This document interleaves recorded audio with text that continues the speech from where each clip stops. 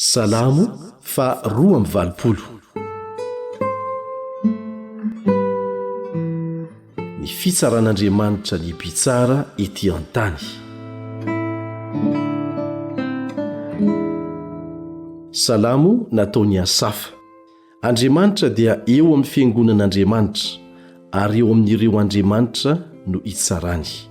Mandra-pahoviana no hitsaranareo tsy marina ka hianaranareo maso ny ratsy fanahy. Alaharo ny teny mahantra sy ny kamboty, ho beo rary ny ory sy ny malahelo. Vonjeo ny mahantra sy ny malahelo. Afao amin'ny tanany ratsy fanahy izy, tsy mahalala na mahazo an-tsaina ireny. Ao amin'ny maizina no andehanany.